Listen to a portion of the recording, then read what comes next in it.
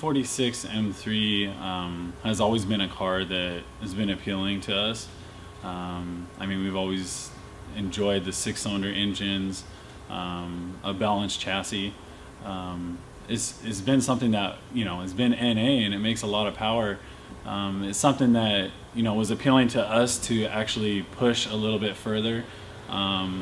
And since it was something that we do is build turbo manifolds, it was hand in hand. It was an obvious choice for us.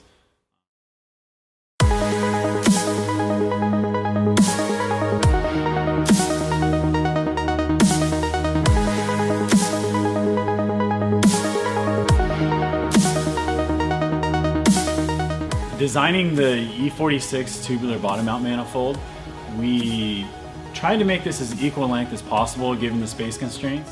I mean, I would almost say impossible, you know, without modifying the chassis.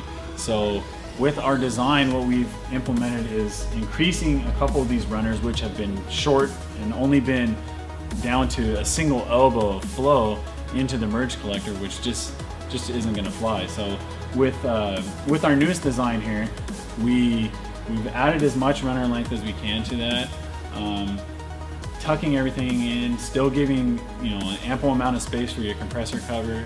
A thing besides equal length that's very important is going to be the merge collector. A big concern after the manifold is completed and to make sure everything works properly is going to be boost control. In order to have proper boost control in a 6-to-1 collector like that is on our E46 manifold, we use 2 outlets on the side into a single gate, so it still is an open scroll, but it's going to have twice the amount of volume for the wastegate.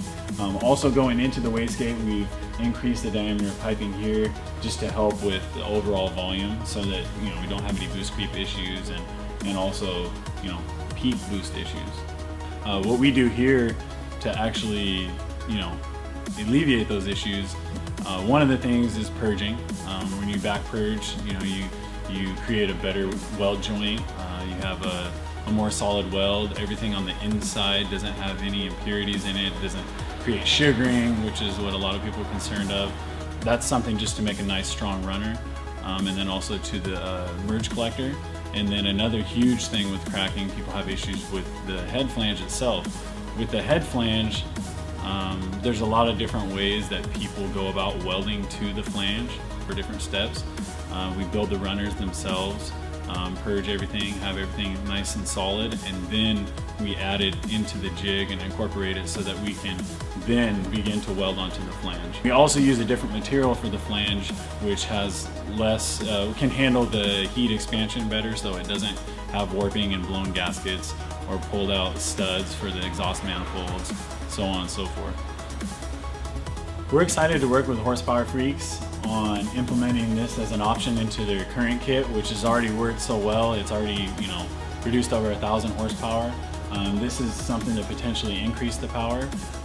It's a tubular option, and it also still utilizes all the factory components that the HPF kit offers. So I mean, you still have the downpipe, all your scavenge pump, nothing's affected by running this. You're just increasing your capabilities and turbocharger possibilities. So.